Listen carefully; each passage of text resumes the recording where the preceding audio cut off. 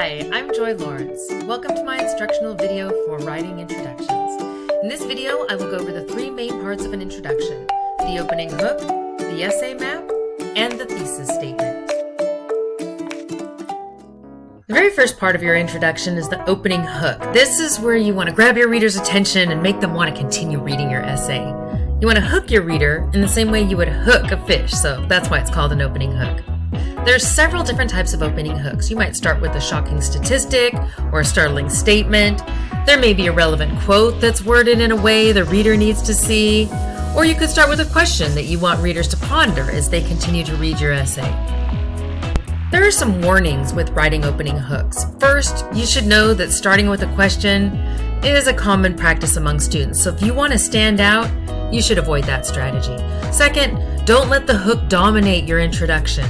It should be only a sentence or two, nothing more. An essay map comes after the opening hook. This is where the writer needs to provide a brief overview discussing what the essay will prove. Maybe you want to analyze a theme for a fictional story, or maybe you're making an argument to convince the reader of something. You might be writing an essay to compare and contrast two different things. Perhaps you're writing to inform. This is where you'd make that known. The readers need to know what to expect. As a warning, resist the temptation to tell readers what you will tell readers. What I mean is, you want to stay away from language like, in this essay, I will discuss. That kind of language is reserved for speeches. Instead, you would talk about your essay's focus so that readers know what to expect while reading. The thesis statement should be at the end of your introduction. The thesis is the topic of the essay, plus the writer's opinion. Yes, opinion matters. Otherwise, why are you writing about it? And why am I reading what you've written? It's all about the writer's take on the subject. You are sharing your perspective with me, the reader, and showing why I need to agree with you. The thesis needs to be debatable and as focused as possible.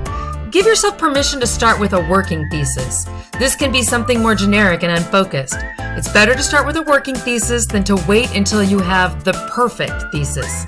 Besides, you might change your mind in the direction of your essay as you go, requiring you to revise your thesis anyway. As with the other two parts, there are some warnings that go along with thesis statements as well. Make sure the thesis is focused on one main point. This will help keep your essay focused as well. Thesis statements cannot be fact, so make sure it's debatable. And avoid I think, I feel, I believe kind of language in the thesis statement. This is an easy temptation because you're sharing your opinion. Avoid this temptation. In fact, avoid using this I think, I feel, I believe language anywhere in the essay. The reader will assume that any opinions in the essay are those of the writer, unless we're told otherwise. Well, that's it for the basic parts of an introduction. I hope you have a better understanding of writing intros for essays. Thanks, and I'll see you next time.